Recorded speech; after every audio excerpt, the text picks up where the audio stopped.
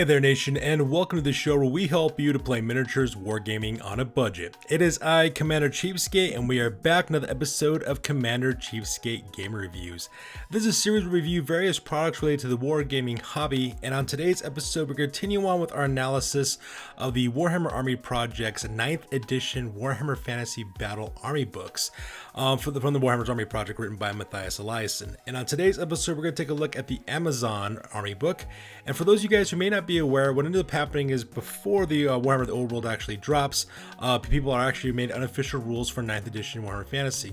And Matthias Eliasson was actually one of those authors who did so by creating the Warhammer Armies Project, which is a blogger site that he basically made unofficial rules for 9th edition Warhammer Fantasy. Not only did he make the unofficial rules, but he also released army books for factions, for all the factions actually, and also created factions that have never been supported by Games Workshop, and one of them of course is being the Amazons, an all-female army from the nation of Lustria, which is in the new world of that fantasy setting. So in this video, what we're going to do is we're going to talk about the army rules. We'll also talk about their special characters, their magic system, as well as their magic items, and talk about their army list and give you our overall impression of this product. So with that being said, let's go ahead and talk about the Amazon Army book for 9th edition Warhammer Fantasy. Go and give our deep dive on the Amazon rulebook. Just to give you guys a little bit of heads up about what we'll be doing in this video. What we'll be doing is we'll actually be skipping the lore of the video. We're not going to really spend too much time about the lore of the Amazons. Instead, we're going to focus instead on army special rules, the individual bestiary, as well as the special characters. We'll also talk about their magical items and magical lore, and then talk about the army list as well. And because this will be a little bit more of a deeper dive, if you want to take a look at a particular portion of this army book, you can check down the description box below where I'll have timestamps for the different sections of our review, and you can click on whatever one is interesting to you the most. And once again, just another beautiful overall desktop publishing job by Matthias Eliasson. He does a beautiful work with these army books, almost to the point where you couldn't tell if these were actually official documents or not. So that's how much of a high quality job he actually does on these. So let's go ahead and talk about the content of this army list. So just to give you guys some background about who the Amazons are, in case you're not sure what Amazons are actually from Greek mythology. They're an all-female fighting force, and in the different role-playing games and fantasy settings and such, they usually have kind of like a tribalistic kind of mentality going on with these characters in terms of culture. A lot of them use South American culture because of the Amazon River, which was named after them during the Age of Exploration. And especially in this edition of Warhammer Fantasy, they have kind of like a Mesoamerican kind of vibe going on with these characters from ancient Mesoamerica, like the Mayans, the Aztecs, etc. So with that being said, let's go and talk about the army list real quick. So army special rules real fast. So we have Garland Warfare. All models of this special rule may reroll the distance they pursue a broken enemy from combat, which is really cool because that means you can really chase down your enemies and slaughter them that way as well. I'm not really sure if there's enough killing power in this army list in order to exploit this ability. I have noticed when I looked at the army list overall that they have kind of like a not as much high strength attacks. They have a lot of strength 4, strength 5 type attacks, but anything higher than that, they kind of struggle. Not many units can take great weapons, for example, so I'm not really sure if they can really exploit this all too often. I think you basically have to kind of like hoard up on your enemies by attacking not only from the front but from the flanks as well as the rears, and maybe you might be able to exploit that Garland Warfare ability. Then we have this interesting one called Guerrilla Tactics. It says, in any close combat phase in which a unit with this special rule does not break their enemy, it may choose to disengage from combat instead of doing a combat reform. If the unit lost the combat, they must pass leadership tests, just like when attempting to reform from defeat. If the unit manages to disengage from combat, the unit will make a flee move as if it had broken from combat. This flee move follows the rules for feigned flight. Though only fast cavalry and skirmishers may choose to move normally in the remaining sub-move phase after their rallying. The enemy unit is not allowed to pursue, but may make a combat reform as normal. So that'd be kind of a good way for you to kind of break away from your enemy as well, so that way your enemy can't pursue you. They can only reform at the same time. The only thing I'm not sure about is if this feigned flight ability that Fast Cav have. If Fast Cav do this, they have the ability to shoot during the next following turn as well. So that's the thing I'm wondering about, if this army can do this or not. If they can do this, this is actually a really good tactic to use because the army does have a lot of interesting shooting attacks that they can use for the Amazon army. So you can then charge in, engage your enemy in close combat, cause them casualties that way, Then use guerrilla tactics to fall back. When your enemy, of course, tries to countercharge against you, stand and shoot, and then, whittle them down with shooting attacks. This could be kind of a really important one if you can actually do that, which is kind of nice. And the reason why I bring that up is because they're high age artifacts. These are things that are carried over from the days of when the old ones were on the planet. So let's talk about that real quick. So first of all, we have the Sun Staff, is strength 24-inch range, strength 4, armor piercing 2, magical attacks, and quick fire. So basically, it's like a quick firing handgun is basically what it is, with additional armor piercing on that one. So that's kind of nice. A lot of units can take this weapon. Then we have the Claws of the old one. It is a close combat weapon that gives your fighters +1 strength. It also gives them armor piercing 2 as well as magical attacks.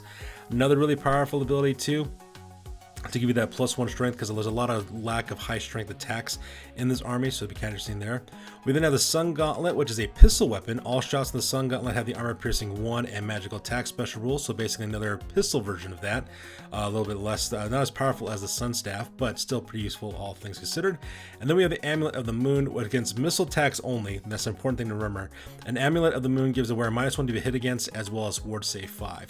Which could be really nice to use for this army, because this army is lacking in heavy armor as well as medium armor. I think light armor is the heaviest they actually go with this army. So that might be something to help you out with -1 to hit against, and having that 5 ward save against missile attacks could be really helpful for this army as well, because of the fact they lack those armor pieces. So that's kind of pretty much how it works. A lot of the units can take these high age artifacts for their units, and we'll talk about them as we go through the army list as well. So first of all, we have the Priestess. The Priestess has got movement 4, weapon skill 4, ballistic skill 4, strength and toughness 4, 3 wounds, 4 initiative, 2 attacks, 9 leadership. The Priestess, which is the hero version, pretty much has the same stats except 1 less toughness, 1 less wound, and 1 less attack and leadership. The Priestess is a wizard that uses spells from the lore of light, lore of life, lore of beasts, lore of heavens, or the lore of the serpent, which is their unique one on this one.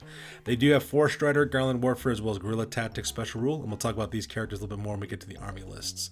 Then we have the Commanders, which are basically your typical soldiers. They have movement 4, weapon skill 6, ballistic skill 5, 4 strength and toughness, 3 wounds, 6 initiative, 4 attacks, 9 leadership. That's for the Matriarch. And the Mistress, which is the hero level version, has 1 less weapon skill, 1 less wound, 1 less initiative, 1 less attack, and 1 less leadership. And once again, they do have the Force Strider, Garland Warfare, as well as Guerrilla Tactics. And of course, they can take a whole variety of different things they can use for them. And we'll talk about that a little bit more when we get to the army list as well. Now let's talk about the meat and potatoes of your army, which is the Amazon Warrior. Typical human stats with 4 movement, weapon skill, ballistic skill, strength and toughness of 3, 1 wound, 3 initiative, 1 attack, 7 leadership. The Adept, was the champion, gets 1 additional attack, except that they have the Force Strider ability, the Garland Warfare, and Guerrilla Tactics. Neat thing about Amazon Warriors is that they all start off with hand weapons. I don't believe they also have shields as well. Unfortunately, they're extremely fragile because they can't take light armor, so they got the 6 of armor save. Now they can give up that, of course, to take bows or slings. So if you want to have some more shooting elements in your army, you can do that as well, but they give up their shields for that. And this army can take spears to be a little bit more defensive. Unfortunately, though, in my opinion, Amazon Warriors are extremely fragile because of that part. So even though they're a core choice, you're going to have to take a lot of them, because a lot of them are going to die very, very quickly. Now from there we have the Piranha Warriors, which is another core choice for this army. They have pretty much the same exact stats as before. Same thing with the Tracker, except the Tracker has 1 additional attack, 1 additional weapon skill. Now these guys have Ambusher, which is actually kind of nice. And they also have Force Strider, Garland Warfare, Guerrilla Tactics, and they can also be Skirmishers too, which is really cool. So having a huge formation of Ambushers popping up on an exposed flank could be really cool as well. They automatically come with hand weapons, and they also come with javelins automatically for their army list as well. Now, of course, you can you can also take 2 points for them in order to sorry, not play 2 points. You can also switch out their blowpipes from their javelins for free, so they can use that as well. They can also take 1 point for a shield, and they can also get another additional point put on them for them to pay poison attacks as well, which is really cool for them. So, you know, kind of like a neat little option to have to kind of just pop up on your enemy flank and cause all kinds of problems that way. Now, another core choice that we have are Eagle Warriors. Now, Eagle Warriors are movement 4, weapon skill 4, ballistic skill 4, 3 strength and toughness, 1 wound, 4 initiative, 1 attack, 7 leadership. Their Eagle Spirit Wizard champion has almost all the same stats except 1 additional attack. They have the Force Strider ability, Garland Warfare, Guerrilla Tactics, as well as Vanguard rules. So they're a little bit better off than your typical Amazon Warrior. thing about these guys, they automatically come with spears, so that part's kind of cool. They can take javelins for 2 additional points, which makes them really deadly, or they can take sun staffs for 6 points. So if you want to get some like really good shooting attacks, you could actually equip these guys up with those sun staff for 6 points, and they can also take amulets of the moon for 2 points apiece as well. They could also take shields for 1 additional point as well, giving them a little bit of a 6-up armor. But like I said, unfortunately, a lot of Amazonians don't have a lot of heavy armor on this one, so this army is very, very fragile that way. Now up next, of course, is our Jaguar Warriors. Let's go and talk about these real quick. So our Jaguar Warriors are movement 4, weapon skill 4, ballista skill 3, strength and toughness 3, 1 wound, 4 initiative, 2 attacks, and 8 leadership. Now the Jaguar Prowler has exactly the same stats except 1 additional attack as well. Now these are a special choice, and they are 4 Striders. They have Garland Warfare, Guerrilla Tactics, and they are immune to Psychology, which is kind of nice for them as well. Now the interesting thing about these characters, they can take Claws for the old ones, giving them for 4 points apiece to give them a strength 4 attack. They can also take light armor for 1 additional point apiece, and they can also take Amulets of the Moon, so they can get that 5-up ward save and that -1 hit against and shooting attacks. So that part's kind of nice, especially since they're immune to Psychology, so that could really help you out to hold down a flank against monsters, that sort of thing as well. Then we have the Coca Kalims. So let's talk about these guys. The Coca Kalim are Amazonian women who actually take, cocaine basically. They have weapon skill 4, ballista skill 3, strength 3, toughness of 4, 1 in wound, 4 initiative, 1 attack, 8 leadership. The Kalim Devout actually has 1 additional attack as well. They also have 4 Strider Frenzy, so that way they get the additional attack. They also have the Garland Warfare as well as Guerrilla Tactics. Now the nice thing about the Coca Kalim is that they are Frenzy, so they get that additional attack. And they also have toughness 4, which makes them a little bit more survivable in close combat as well as shooting. They can also take Sun Gauntlets, which are kind of nice, which gives them additional attack. And it's also a pistol as well, so they can do some short range shooting. But that's 5 points apiece for these guys. At the same time, they can also take Amulets of the Moon as well for additional protection, -1 hit against and shooting, as well as a 5 ward save against shooting attacks. So the Coca Kalim equipped with those things can be pretty nice. But the only problem is that they cost 7 additional points per fighter if you want to actually get those full upgrades for them. Now from there, of course, we have the Jungle Stalkers. The Jungle Stalkers are interesting because they have movement 4, weapon skill 3, ballista skill 4. So that's the nice thing about those guys. 3 strength and toughness, 1 wound, 4 initiative, 1 attack, 7 leadership. The Sharpshooter, which is the champion, has 1 additional ballista skill. But here's what makes these guys cool. They have 4 Strider as well as Garland Warfare. They have Guerrilla Tactics. They automatically come with poison attacks, which is super nice on that, so they can get that +1 to wound against you. They also have Scouts as well as Skirmishers, and they also have the Rapid Fire ability. Jungle Stalkers can fire multiple shots too, even if they move during their turn, so they're extremely deadly that way. And that's the nice thing about those guys. In my opinion, this is some of the best scouting skirmishers ever when you combine that rapid fire ability with poison attacks. And they can also take Amulets of the Moon to give them +2 points apiece. So that way they have -1 hit against and shooting, as well as that 5-up war save against shooting attacks as well. Use these ladies to hunt down war machines and destroy your enemy is what I would use for these guys. Or to bog down an enemy flank and then just shoot up guys that way as well. It's actually a pretty powerful unit, all things considered. Now after that we have our Totem Guardians rather. So these are movement 4, weapon skill 5, 3 ballista skill, 4 strength, 3 toughness, 1 wound, 4 initiative, 1 attack, as well as 8 leadership. The Sentinel, which is the champion, gets 1 additional attack. They have 4 Strider, they also have Garland Warfare, Guerrilla Tactics, and they're also stubborn, so they won't have to worry about breaking on their unmodified leadership, which is really cool for those guys. The cool thing about these characters is that the Totem Guardians all have pole arms, which means that they have strength 5 attacks. They also have light armor shields, giving them a 5-up armor save as well. Now, you could substitute the claws of the old ones for halberds, giving them +1 strength. I'm not sure why you would do that, unless of course you want to make them have parry, I guess, with their shield combination. But, strength 5 with the pole arm seems pretty deadly already as it is. Now you could of course change out their the halberds as well for Sun Gauntlets for 2 points apiece as well. And now that one I really question the option for that, because yes, they have a pistol shot attack, which is strength 4, which is nice, and you can use it in close combat too for additional attack. That part is cool, but that strength 5, that's really where it's at, and you really want to keep that around because you don't really have a lot of high strength attacks in this army. Now you can take Sun Staffs for this unit as well for 5 points, which is really nice. It's basically giving them handguns as well as halberds, which is really cool. And you can also give them Amulets of the Moon for +2 points as well, so that -1 hit against as well as that 5 ward save against shooting attacks.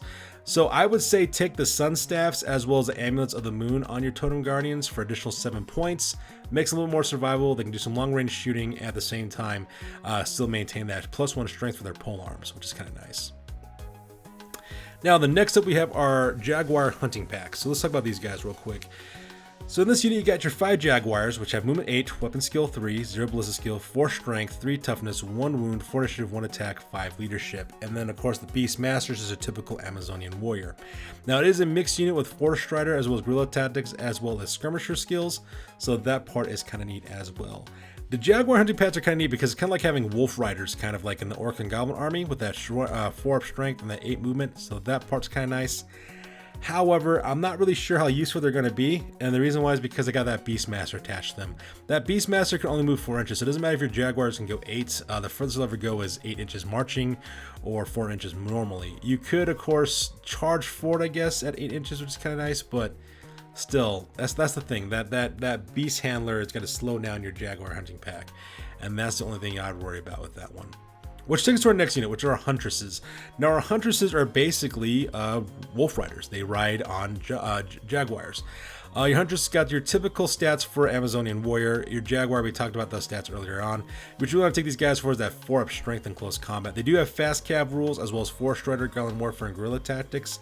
Now, the cool thing about the Huntresses, they automatically come with spears, so if you charge forward, they do have that 4 up attack right off the bat. So that gives you 2 4+ attacks in close combat right off the bat. They can also take javelins or short bows for additional point as well as shields. So that shield gives them a 5 up armor save, which is kind of nice.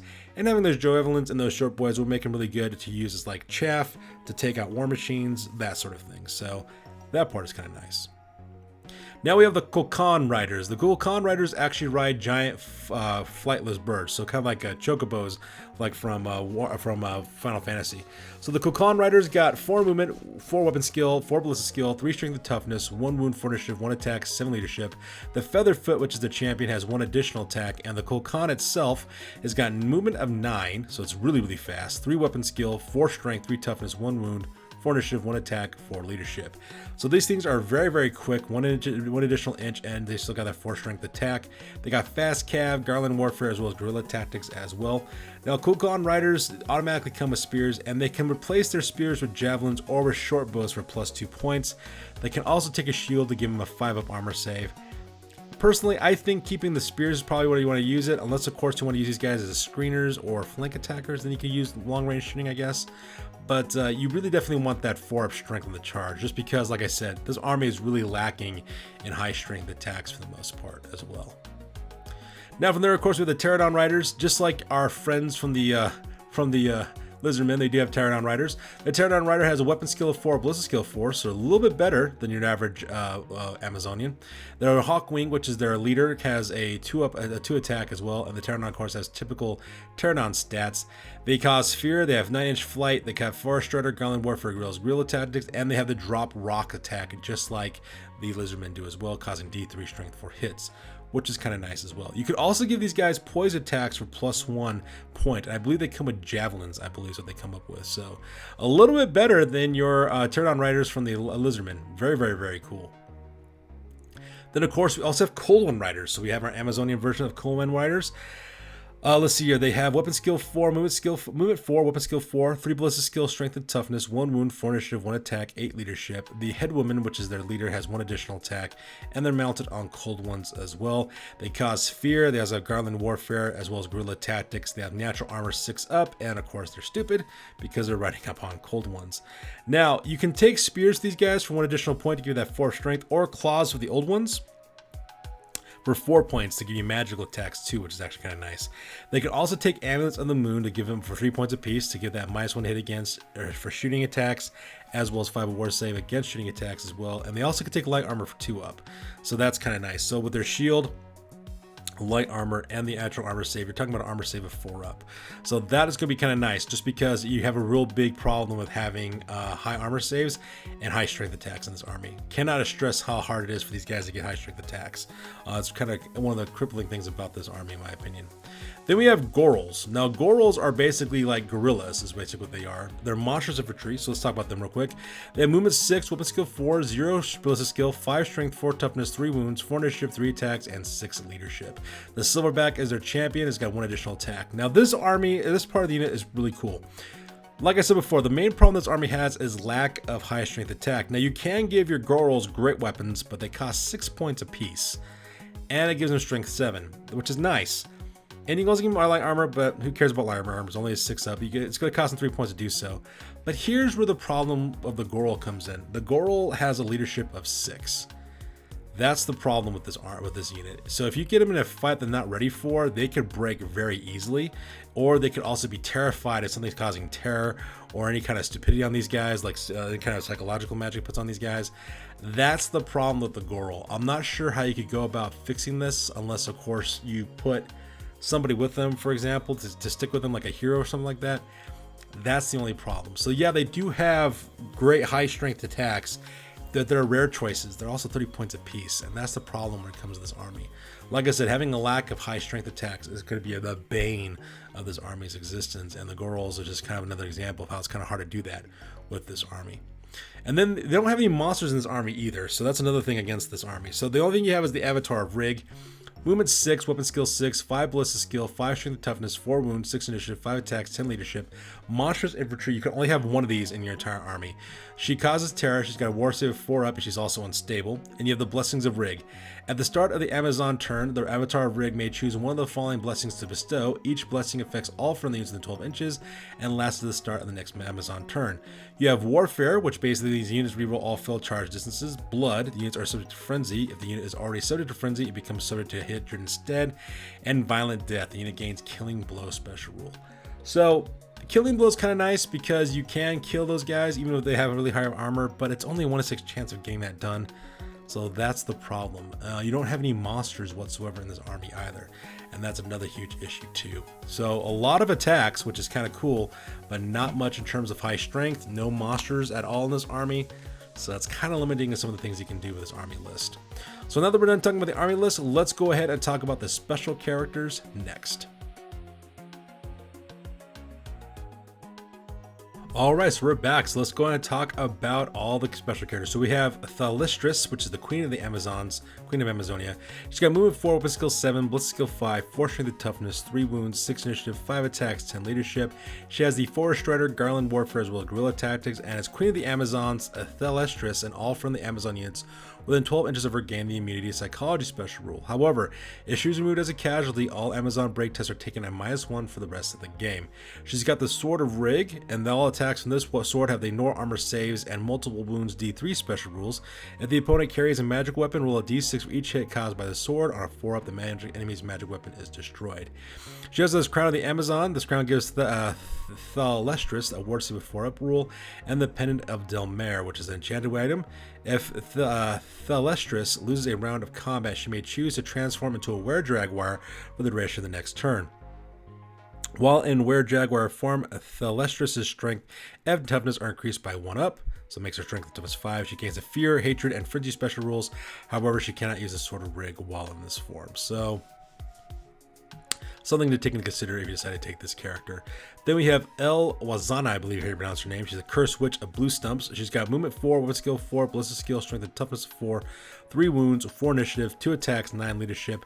Level 4 wizard, uses spells from Lord of Shadows, Lord of Death, or the Lord of the Serpent. She's got Forest Strider, Garland Warfare, Guerrilla Tactics special rules. She's got the Blue Nightshade Dagger. All close combat attacks with the dagger have a poison attack special rule. In addition, these attacks automatically wound on a 2-hit roll of a 5 up. So that's kind of cool. She's got the Staff of Retribution, bound spell level 4. The Staff of Retribution contains a magic missile range of 24 inches that causes D6 strength 5 hits. Roll a D6 each time the staff has been used. On a roll of 1, the staff's power is dissipated and can no longer be used for the rest of the battle. Then we have Voodoo Dolls, which is kind of cool. Instead of attacking normally, the caster may opt to pluck the hair of her opponent. Roll to hit as normal. If successful, she quickly takes the hair of their small piece from any model in base contact. She may then use her Voodoo Doll to curse the enemy model in the beginning of each of her magic phases. The enemy model must take a strength test or suffer D3 wounds, with no saves of any kind allowed. This has no effect on models of the Ethereal special rule. So that part is kind of neat. And then she has the Amulet of the Great Toad. Any spell cast at the rear of this amulet or any unit she is with is dispelled under 4+. Rule before making any normal dispel attempts. So that part is kind of nice. Give you a 50-50 chance of actually stopping a spell from taking place. In my opinion, El Wazana is actually one of the better characters actually in this army list to take, just because of that Amulet of the Great Toad ability. Then we have Princess Azura, the Ice Maiden. She's got movement 4, 6 weapon skill, 5 ballistic skill, 4 strength and toughness, 2 wounds, 6 initiative, 3 attacks, 9 leadership. She has the 4 Strider, Garland Warfare, Guerrilla Tactics, and Immune to Psychology special rule. She has Mesmerizing Dance. All models of base contact with Azura must take a psychology test at the start of each close combat phase. If they fail, they cannot attack this round. She's also got the Azure Fire, which is a magic weapon. Claw of the Old Ones, the glistening light refracted off the blade causes any enemy attacking Azura in close combat to suffer -1 attack. In the shooting phase, Azura Fire follows the rules for Sun Staffs with the following profile. So it's a handgun that causes strength 5 hits, multiple shots D3, armor piercing 2, quick to fire, and she's got the Talisman of Rendar. Talisman of Rendar gives Azura the immunity to flaming attacks and War Sea with 5+ special rules. So kind of interesting character in that one. So I have to take a look at her price, but pretty good so far. Then we have Melandra Hawkeye, Amazonian Adventuress. She's got movement 4, weapon skill, blitz skill 5, strength and toughness 4, 2 wounds, 6 initiative, 3 attacks, 8 leaderships. She has 4 Strider, Garland Warfare, Guerrilla Tactics, and Scout special rule. She has the Evasion special rule. At the end of each combat Melandra is in, before break tests are taken, she may choose to move out of combat, place her anywhere within 1 inch of the enemy unit she was fighting. She may move as normal in her next turn. She has the Blade of the Hawk, which gives her +1 attack and +1 to hit, which is not that great. And Pin of the Old Ones, 1 use only. The pin allows Melandra to teleport anywhere in the battlefield at the start of her movement phase. If she teleports in contact with an enemy unit, she counts as charging. So, not all that great. Yeah, I'll probably skip that one. Then we have Penthesilea, Mark of the Serpent. She's got movement 4, weapon skill 6, blitz skill 5, strength and toughness 4, 2 wounds, 6 initiative, 3 attacks, 8 leadership. She has a 4 Strider, Frenzy, Hatred, Garland Warfare, as well as Guerrilla Tactics special rules. Mark of the Serpent. Penthesilea has the Always Strike First rule. Any models making her attacking her must reroll successful rolls to hit in close combat. And she has Throat Cutter, which is a magic weapon, additional hand weapon. This dagger gives the killer the wielder the poison attacks and killing blow special rule. So, like I said, not very awe-inspiring so far with the special characters in this, like I was mentioning before. Then we have Lessipe, the Mounted Avenger. She's got movement 4, weapon skill 5, ballistic skill 5, 4 strength and toughness, 2 wounds, 5 initiative, 3 attacks, 8 leadership. She's mounted on Black Fang, a supernatural jaguar with 1 additional attack. It's also got Fast Cav, 4 Strider, Garland Warfare, Guerrilla Tactics, and Hatred Lizardman. Lessipe's War Cry. Whenever Lessipe charges, she causes fear. In addition, any unit charged suffers -1 to their weapon skill and ballistic skill when being charged by her. This has no effect on models with immunity to fear. She's got Lizardbane. It's a spear. All attacks with weapon always hit on a 2+ against Lizardman. Always wounds on at least a 3+ against Lizardman. And Lessipe's Horn Helmet. This helmet gives Lessipe 6+ armor save. In addition, she becomes subject to Frenzy. So, like I said with the characters, not as powerful or as awe-inspiring as some of the other characters that we've actually seen up to this point. So now that we're done talking about the special characters, let's go ahead and talk about their magical system as well as magical items. Alright, so let's talk about their lore real quick. So this is the lore of the Serpent, which is their unique lore. We have Spirit Walk, their lore attribute. Whenever a spell from the lore of the Serpent is successful cast on a friendly unit, it gains D6 to their movement value and does not need to take any test for dangerous terrain until the start of the caster's next magic phase. We have Serpent Strength, which is cast on 6+, augment spell that targets all units within 6 inches of the wizard, which is kind of nice. The unit gains +1 strength until the start of the magic caster's next magic phase. The wizard can also choose to extend the range of the spell to all friendly units within 12 inches. If they do so, the velocity value is at 12+. So like I said, one of the biggest problems with the Amazonian army list is lack of high strength attacks. So the nice thing about this spell is it gives you that additional strength that you're looking for. It gives you strength 4 base for most of your fighters, and then most of these characters are armed with spears, especially if they charge forward in combat, which gives them strength 5 if they're mounted, so that part's kind of nice. But like I said, having high strength attacks been kind of like the real bane of this army as well. Now, for guys who are armed with claws of the old ones as well as pole arms, this is not less of a problem because it gives them additional attack, gives them a strength 5 on that one, strength 6 in some cases. So that part's kind of nice. So that's the thing you want to always remember. Always, always, always, if you can, cast the Serpent Strength because you're going to definitely need it. Now from there we have Singing Wind, which is cast on a 5+. It's a direct damage spell. The wizard makes a breath weapon attack. This may be cast in close combat, following the normal rules for breath weapons. All models hit suffer a strength 4 hit. The wizard can increase the power of the spell to strength 5. If they do so, casting values increase to 8+. Yes, always go for the boosted version because high strength attacks, once again, the weakness of this army. Then we have Wendala's Maelstrom, cast on a 6+, augment spell that targets a wizard and any unit they are with. Until the start of the caster's next magic phase, all enemy missile attacks suffering them -1 hit penalty. The wizard can choose to extend the range of the spell to target all friendly units within 6 inches. If they do so, casting value is increased to 12+. Now this could be a real nightmare, especially if you have Amulets of the Moon as well, which means your opponents are getting a -2 to hit against you, plus a 5 aboard save. So that part is really nice as well. Very, very powerful magic ability in my opinion. Then we have Wall of Thorns, cast on 7, augment spell that is cast the wizard and any unit they are with. Until the start of the caster's next magic phase, the wizard and all their unit counts as fighting behind a defended obstacle, and enemy models in base contact that charge them must take a dangerous terrain test. The wizard can choose to extend the range of this spell to cover all friendly units within 6 inches. If they do so, the casting value is increased to 14. So kind of a good one as well. Kind of helps you out with being a shot at for the most part, as well as weapons, so that part's kind of nice, like things like missile weapons and war machines. Dangerous terrain tests, it's helpful, but it's not all that great. Then we have the Living Jungle, cast an 8+. Living Jungle is a magic missile with a range of 18 inches that causes 5d6 strength 2 hits. The wizard can choose to extend the range of the spell to 36 inches. If they do so, casting value is 11+. Now, strength 2 is not all that great, but anybody can roll 5s and 6s, however. So having that 5d6 strength 2 hits could be kind of helpful, especially if you're going against ethereal units. So that's kind of a nice thing. Plus, it's the only magic missile you actually have in this lore. Then we have Embrace of the Serpent, cast on 10+, remains in play. Embrace of the Serpent is a direct damage spell with a range of 18 inches. All models in the unit must take a strength 3 hit. For every turn, friend or foe, the spell is active. All models and units suffer another hit, each at the end of their magic phase, with the strength of the attack increasing by 1 every turn. The caster can increase the range of the spell to 36 inches. If they do so, the casting value is increased to 13+. So that would be kind of nice to use against horde formation armies, like things like goblins, for example, or Empire, or any of the other human races that have been covered so far in the 9th edition of this army rules. So that's kind of a nice one as well. Then we have Siren's Dream, cast on a 12+, as a hex spell that target all units within 12 inches. Until the start of the caster's next turn, the target suffers -1 to their movement, strength, initiative, and attack characteristics to minimum 1. The caster can choose to extend the range of the spell to target all units within 24 inches. If they do so, the casting value is increased to 24. So that part's kind of nice, especially against high strength attacks. So that's kind of nice about that part as well. And that's the one thing that's nice about it. But like I said before, the Singing Wind, Serpent's Touch, Wendala's Maelstrom, these are going to be the ones you definitely want to keep in your army at all times if you can. They're just really, really helpful for that part. Now, let's go and talk about their magical items real quick. So we have the Star Sword, costs 80 points. Star Sword gives the wielder always strikes first, ignores armor saves, and parries 6-up special rule. While that might be kind of cool, it's worth 80 points. That's the problem. Always strikes first is great, but it's not that great.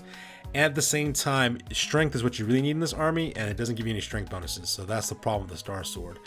Now we have Bright Staff, which costs 50 points, magic weapon. It's a Sun Staff. The Bright Staff has a range of 30 inches and the multiple shots D6 special rule. That's kind of cool, but not 50 points kind of cool, especially since it's only strength 4. Like I said, strength is being much the biggest handicap in this army, so you want to make sure you get something that can help you out with that one. Which brings us to Sky Piercer, 25 points. Longbow, all shots from the Sky Piercer are result at strength 5 with the flaming attack special rule. The arrow penetrates ranks like a bolt thrower, but does not suffer any strength penalties for each rank. Now this one is awesome, strength 5. That's why you want this. It also strength 5 all the way through, and it's also 25 points only. Take this whenever you can. It's a really good power, especially for the point value. Then we have the Crystalline Armor for 35 points. Medium armor for every spell successfully cast upon the bearer or the unit she is with. The Amazon player gains additional power die or dispel die to their current pool.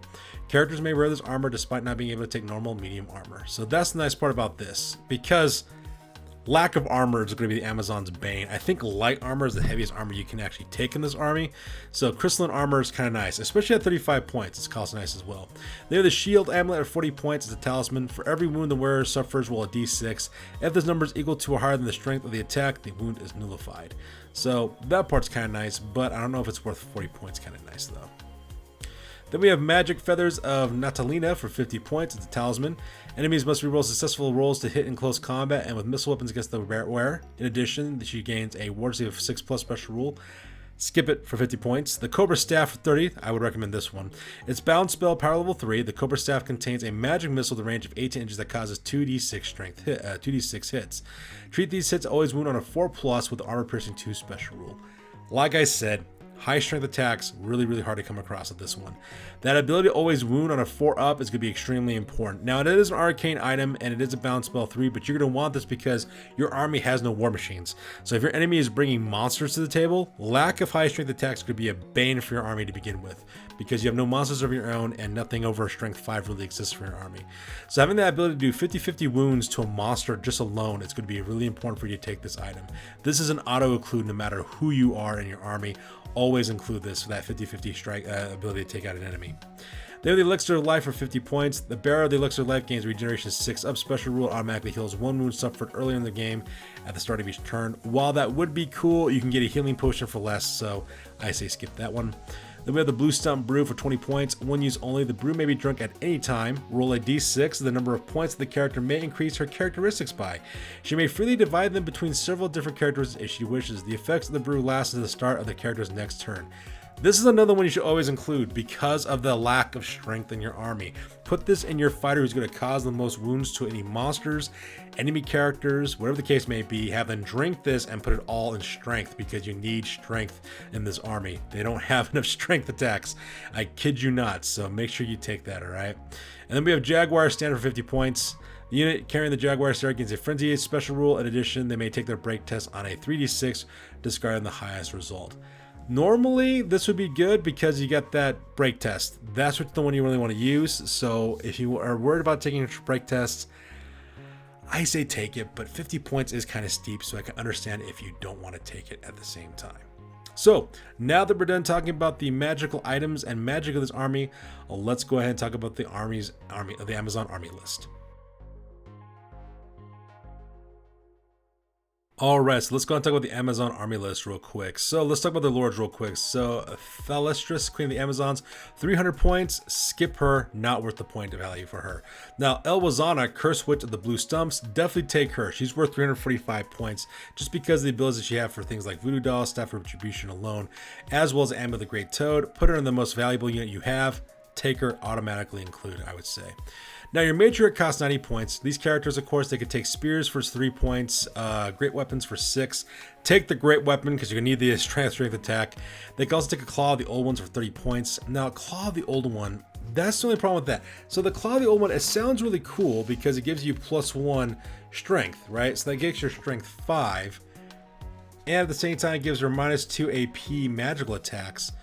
But so what? Because like, okay, so that gives her strength 5, right? So that gives her -3 AP. You get exactly the same thing from a great weapon as well, and it's not that much expensive. Now, granted, the claw of the old one is a magical attack, while the great weapon is not, but that's perfectly fine because if you need magical attacks, then take a sun staff or a sun gauntlet for 15 points. That's gonna help you out a lot more. Now you can take a shield for 3, light armor for 3 as well, Amulet of the Moon for 10, and it can be mounted on a Jaguar, a Kokon, a Gold One, or a Pterodon as well, and take 100 points worth of magical items. Yeah, so like I said before, having that high strength attack, having that armor, that's the problem this character's going to face, without a doubt. Now your Super Priestess costs 215 points, level 4 is 35 point upgrade, Claw of the Old Ones for 10. They can take a Sun Staff or a Sun Gauntlet for 10 points apiece, and an Amulet of the Moon for 10 as well. They can be mounted on Jaguars, Kolkons, Cold Ones, and Pterodons, so that part is kind of nice too. So it's kind of pretty much up to you. If you take Elwazana, you really don't need to take a Serpent Priestess unless you want to use one of the other lores, but that's just an option you can take if you want to. Now Azura, the Ice Maiden, she costs 190 points. She's kind of worth in my opinion. While Melandra, Hawkeye, and Penthesilea, the Mark of the Serpent, they are not worth the points, so I say skip those guys. Same thing with Lysiphe, the Mounted Avenger. She's not really worth the points either. Azura might be only because she's immune to psychology, and she also has her Talisman Rendar and Azura's Fire, which is kind of nice. But even then, she's a little overpriced in my opinion for what she can bring for your army as well. Now your Mistress costs 50 points. They can be upgraded for BSB for 25 points as well. They can take spears, great weapons, as well as claws, the old one. Once again, 20 points for the claw of the old one, when a great weapon will do exactly the same thing, if not better. Take bows, sun staffs, and sun gauntlets. Can take shields, light armor, Amulet of the Moon as well. Can be mounted on Jaguars, Kokons, Cold Ones, and Pterodons. Can take magic items up to 50 points. You'll probably want to take a higher strength weapon is what you want to do for your 50 points with that character.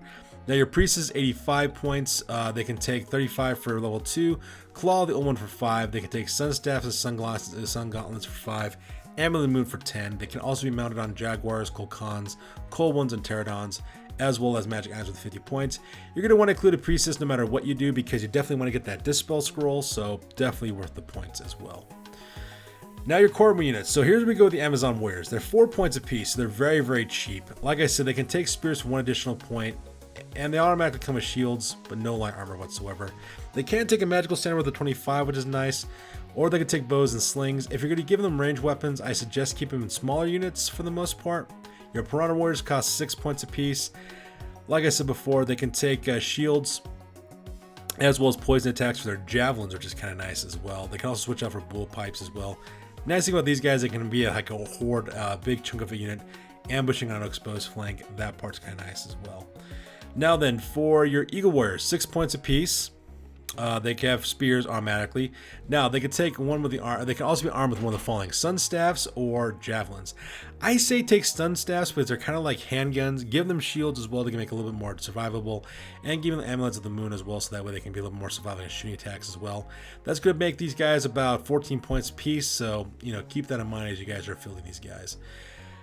Your Huntresses are kind of cool because they're mounted on Jaguars. They're 12 points apiece as well. They can be taken either javelins or short bows. They can also take shields too. They have common spears to give them that strength 4 attack.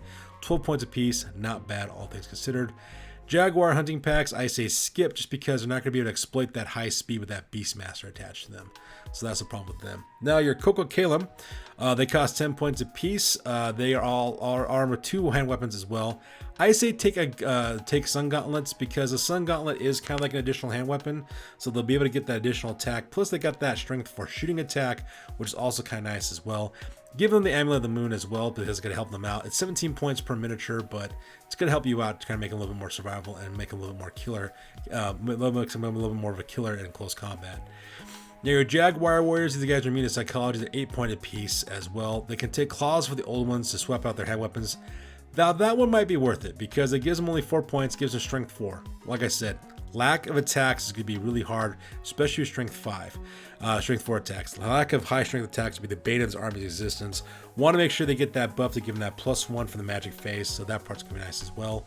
Give them light armor to make it a little more survivable, and make them Amulets of the Moon if you want to make it a little bit more survivable against shooting attacks as well. Now our Totem Guardians, those guys are worth 12 points apiece. They come with pole arms, light armor, and shield as well. Now I say they can replace their pole arms with claws of the old ones or Sun Gauntlets. I say skip that, but take Sun Staffs. It's basically having guys armed with halberds and handguns is basically what it's like. And give them the Amulets of the Moon as well. That's going to make them about, 19 points a miniature. Worth it because you'll be able to shoot as well as do pretty good in close combat as well. Now Jungle Stalkers cost 11 points apiece. These are some of the best scouting guys ever. Take these guys. I would say probably skip the Amulets of the Moon. Just get a lot more of these guys instead because they got that rapid fire ability. So use that. That's kind of nice as well. Now the Kulkan Riders are special with 14 points apiece. They're also armed with spears. They can take javelins or short bows, but you gotta lose a spear. That's the only problem. I can maybe see javelins, maybe, but I would probably keep the spears, and just because you need that high strength attack. Just that simple. Same thing with your Cold Wind Riders. Cold Wind Riders cost 20 points per model. A little pricey for what they can do, in my opinion. But they can take spears. You definitely want to do that. Or claws of the old ones. I say spears because you're definitely going to want to get that +1 strength, which is the claw of the old one does anyways. But you want that spear just because it's a lot cheaper. Give them Amulets of the Moon to make it a little more survival, as well as light armor to make it a little more tough. So I say go with that. And then for your rare units, your Pterodon Riders cost 30 points apiece. Poison attacks for 1 point per miniature. I say take that on that, so that way it makes it a little bit deadlier with their javelins.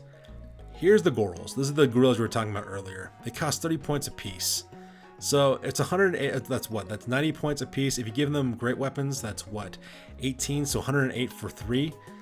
They have light armor for 3 plus. You could probably skip the light armor, but you're definitely going to want to take the great weapons. I would say take them in huge units if you can. You don't have monsters in your army, so take as many of these guys as you can. I say take 2 units. Make them at least 6 strong, at least give them high, great weapons so that way they can fight in close combat. Throw them at high armored enemies because you're going to need to do that. You'll have to probably put someone in close to them to keep them the leadership 6 and they don't break. So that part's going to be kind of important for you as well. So keep that in mind if you decide to take Gorals because you don't have monsters in this army. So that's the only thing that can help you out. And then the Avatar Brig costs 200 points. This one, because it costs 200 points, I don't know. The blessings are kind of nice, and it's going to help out a lot of you guys in the army. But for 260 points, though, kind of steep for what it does. So I would say it's kind of dependent on what you want to do for your army, and that's the thing you want to think about when it comes to your Amazon army. And that pretty much makes up the army list for this one. So with the army list over with, let's go ahead and talk about our conclusion. So in conclusion, this is another wonderful army book that was written by Matthias Eliasson with his Warhammer Armies project. I'm just always in awe of what this guy can do and the things that he's been able to produce for this unofficial version, especially as he's doing this all for free, which is actually absolutely fantastic. You cannot beat the price on this because it's absolutely free. However, there are some things about the Amazons I would kind of caution you on. If you decide to make the Amazon an army of yours that you want to do, there's two things you will have to take into consideration. One, if you fight against anybody with toughness 4 or higher, it's going to be very difficult for you to fight against them, just because your army is lacking in those high strength attacks, like I keep on saying throughout my review. Anything strength 4 or higher, you're going to be winning on 5 up most of the time. You're going to have a very difficult time trying to fight those kind of guys. And if your enemy has any armor whatsoever, anything like from medium armor up or from armor save 4 up, it's going to be a pain for you to be able to get those wounds off. Because those higher armor saves, you don't have the strength in order to exploit that, and that's the problem that you're going to have to find a workaround around. Because those high armor saves, your lack of high strength, is going to be a murderous combination for your army. So if you fight armies of chaos, for example, if you fight orcs and goblins, ogres, anybody, lizardmen, it's going to be extremely difficult for you to fight against those guys, just because of their lack of high strength attacks.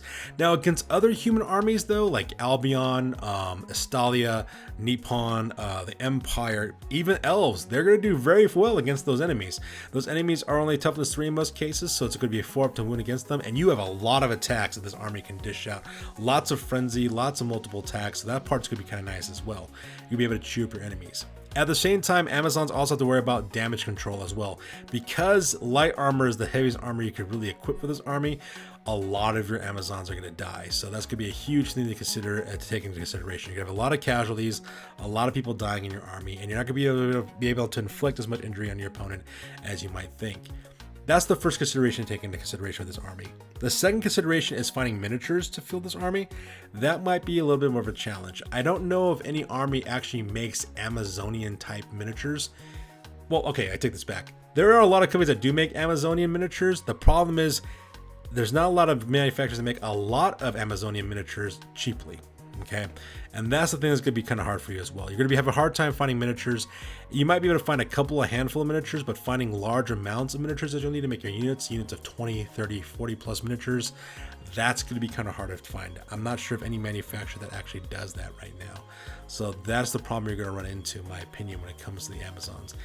In theory, this army would be really, really cool, and you can do a lot of really cool things with it. The only problem is finding the miniatures in order to do so. You could, of course, convert your own miniatures, but with the low point value of this army and the number of fighters you'll need and the amount of conversion work you'll have to do, it's going to be a nightmare to kind of fill this army at the same time. So if you decide to go with Amazonians, just realize it's going to be a passion project of yours. It's going to be something you got to be really committed to, because it's going to be really, really hard to do on the hobby aspect of it. That's just the way it's going to be, unfortunately. And the rules are going to be very difficult for you to play as well. You're going to be playing at a handicap most of the time as well. So keep that in mind when you are thinking about playing this army in your future games of 9th edition Warhammer Fantasy. On the all though, I thought this was a great product. You really can't beat the price. The rules are really interesting, as well as the game mechanics. I am kind of sad they don't have a higher strength value for a lot of this stuff, but you know, variety is the spice of life. Maybe you like playing with a challenge and see what you can do against your opponents. So that's good for this, you guys. As always, please feel free to like, comment, and or subscribe. Your guys' input is invaluable to us as always. Also check us out on Facebook, Instagram, as well as blogger.com for all the latest greatest hobby news related to this channel. That's good for this one, you guys. We'll catch you guys next one. Peace out and stay classy.